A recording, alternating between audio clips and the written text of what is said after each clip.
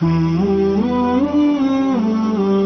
الحياة بحبنا للدعوة لله رب العالمين تطيب.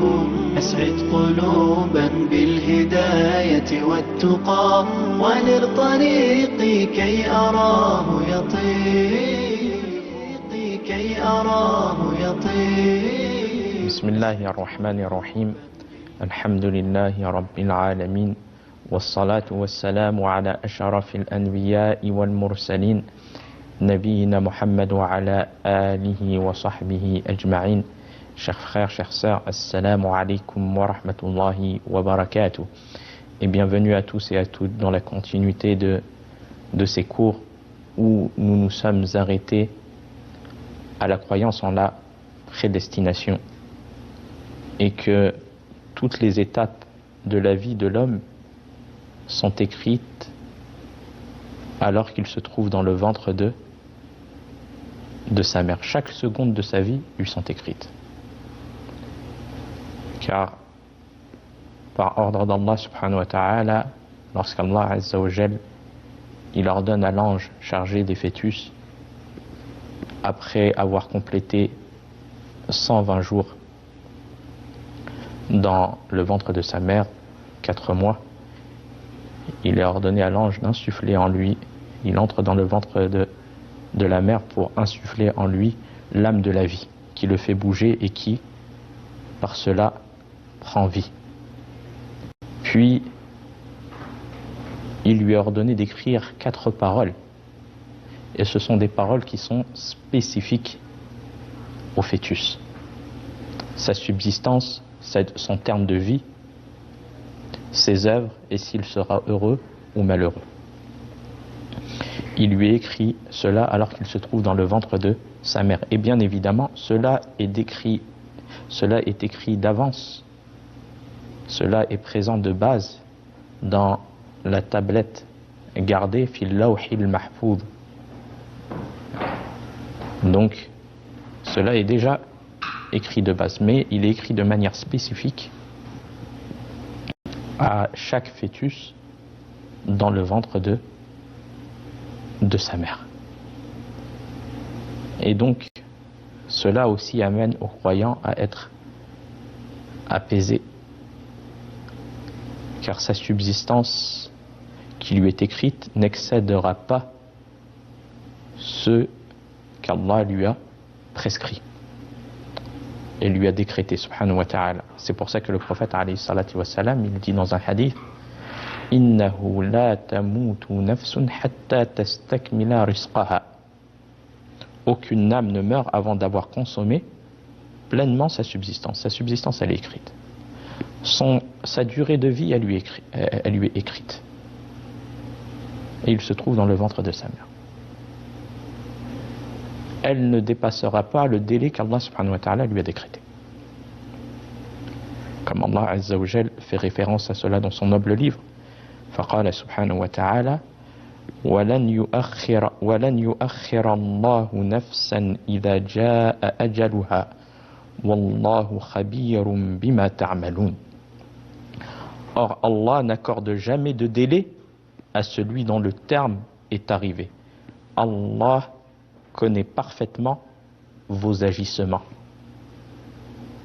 Donc tout cela est écrit. La subsistance de la personne, le temps de vie de la personne, les œuvres de la personne, ce qui va œuvrer comme bien ou comme mal. Que ces œuvres comprennent les œuvres du cœur, les paroles qu'il va prononcer, ainsi que les œuvres des membres. Tout cela est écrit.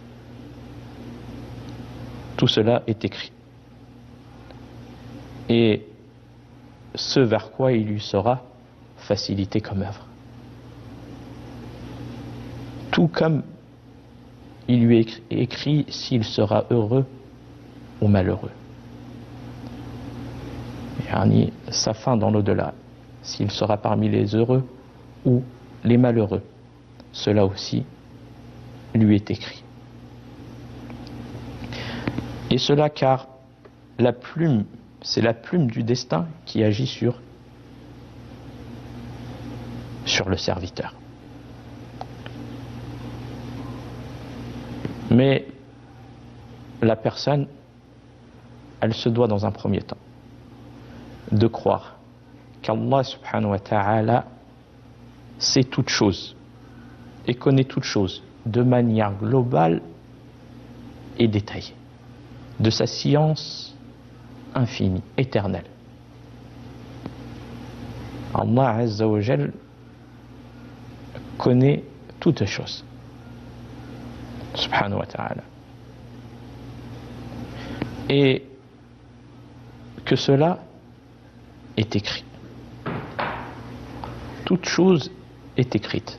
Que ce soit ces paroles qui sont écrites et qui sont spécifiques au fœtus, la subsistance, le temps de vie, les œuvres de la personne, et s'il sera heureux ou malheureux, tout comme toute autre chose qui concerne les créatures ou cet univers.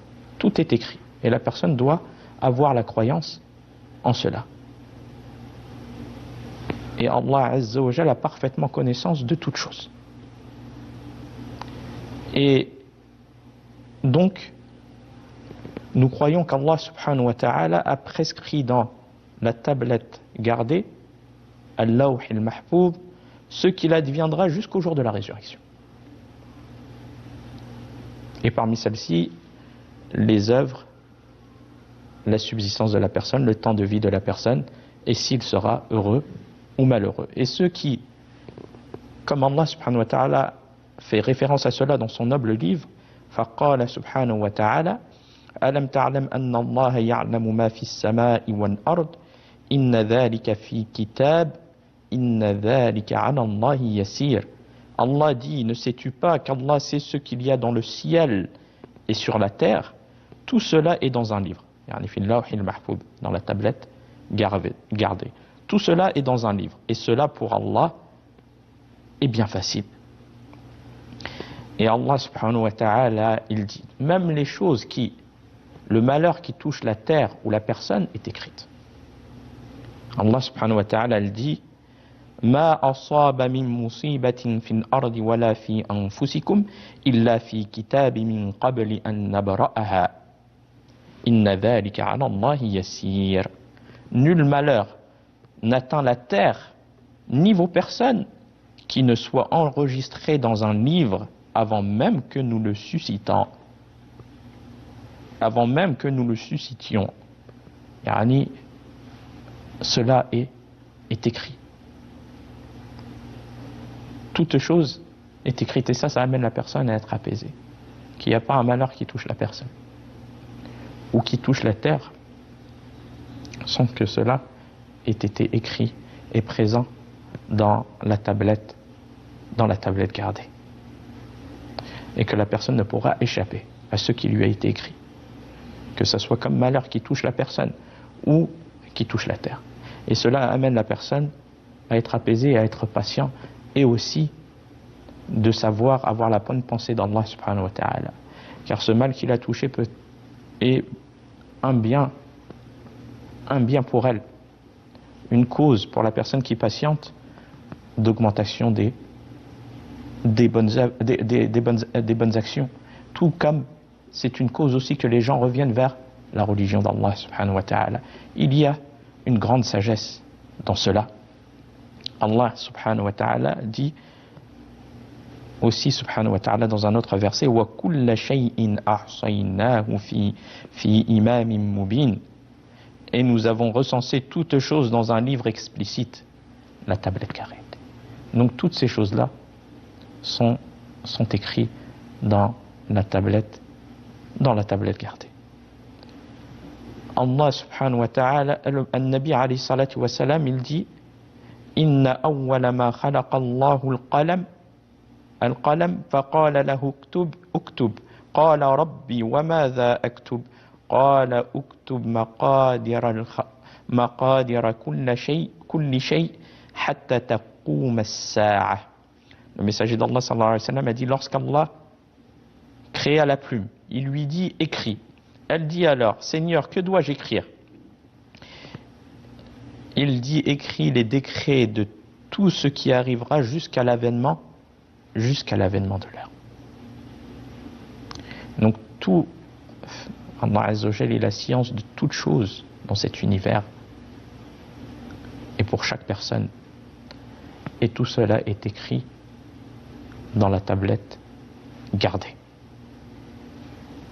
Et cela même avant la création des cieux, 50 000 ans avant la création des cieux et de la terre.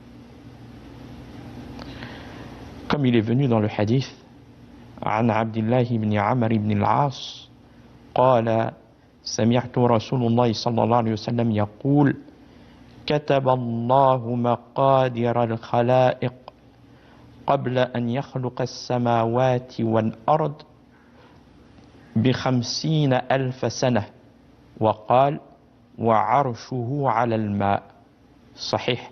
يعني ce hadith il a été rapporté par l'imam Muslim.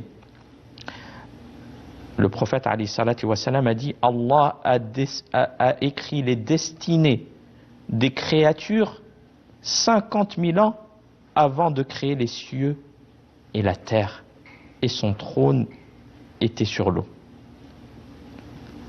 Mais la destinée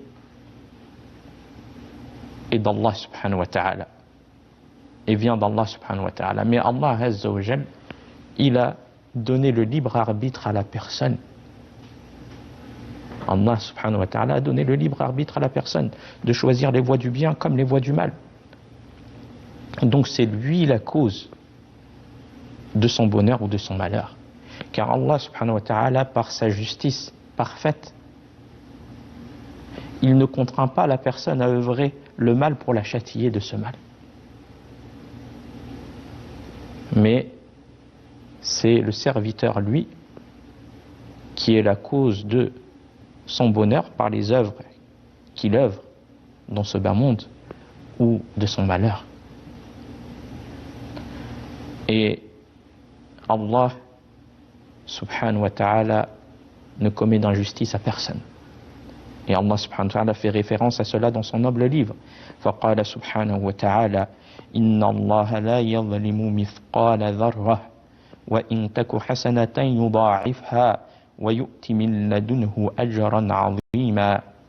Allah ne laisse personne, fût-ce du poids d'une fourmi. Et s'il agit d'une bonne action,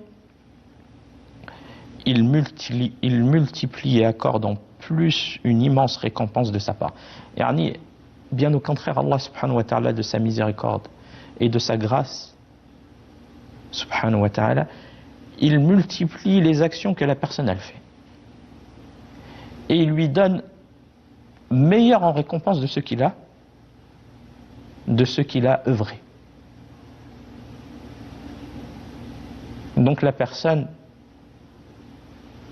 c'est elle qui se cause du tort à elle-même si elle choisit la voie qui mène à son malheur. Tout comme elle a le libre arbitre, Allah lui a donné le libre arbitre de choisir la voie qui l'amène à son bonheur éternel. Allah subhanahu wa ta'ala dit dans un autre verset Inna Allah la yadhlimu an-nasa shay'an walakinna an-nasa anfusahum yadhlimun. Allah ne lèse en rien les hommes, mais ce sont les hommes qui se font du tort à eux-mêmes. C'est eux qui se font du tort à eux-mêmes. Et النبي عليه الصلاة في الحديث القدسي قال النبي صلى الله عليه وسلم فيما يرويه عن ربه يا عبادي إني حرمت الظلم على نفسي وجعلته بينكم محرما فلا تظالموا. Le prophète sallallahu alayhi wa sallam a dit concernant ce qu'il rapporte de son Seigneur, exalté soit-il, qu'il a dit: ô mes serviteurs, je me suis interdit l'injustice et je l'ai rendue interdite entre vous. Ne soyez donc pas injustes les uns envers les autres. Donc, la destination finale de la personne est par justice d'Allah subhanahu wa ta'ala. Car Allah subhanahu wa ta'ala sait ce que la personne mérite. Et Allah subhanahu wa ta'ala n'a pas contraint la personne pour la châtier par la suite. Non, Allah azza wa jalla a laissé le libre arbitre à la personne de choisir les œuvres du bien qui mènent à son bonheur ou les œuvres qui mènent à son malheur. Comme Allah subhanahu wa ta'ala, il lui sera facilité selon ceux que la personne elle a choisi. Si elle a choisi les voies du bien, Allah lui facilitera les voies du bien. Comme Allah subhanahu wa ta'ala fait référence à cela dans son noble livre, فَقَالْ فَأَمَّا مَنْ أَعْطَى وَاتَّقَى وَصَدَّقَ بِالْحُسْنَى فَسَنُيَسِّرُهُ لِلْيُسْرَى. Celui qui donne et craint Allah et déclare véridique la plus belle récompense, nous lui faciliterons la voie au plus grand bonheur.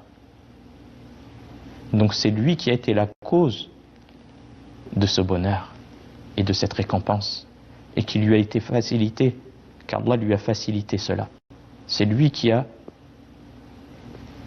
emprunté le chemin qui mène à cela, par la crainte d'Allah, qui a été la cause de son bonheur. Quant à celui qui choisit la voie du mal et désobéit à Allah subhanahu wa ta'ala, eh bien c'est lui qui a fait du tort à sa propre personne. Allah subhanahu wa ta'ala, il dit وَأَمَّا مَنْ بَخِلَ وَاسْتَغْنَى وَكَذَّبَ بِالْحُسْنَى فَسَنُيَسِّرُهُ لِلْعُسْرَى. Et quant à celui qui est avare, se dispense de l'adoration d'Allah et traite de mensonge la plus belle récompense, nous lui faciliterons la voie à la plus grande difficulté. Donc il lui a été facilité ce pourquoi il a eu intention et objectif, et selon ses actes, et le choix de ses actes.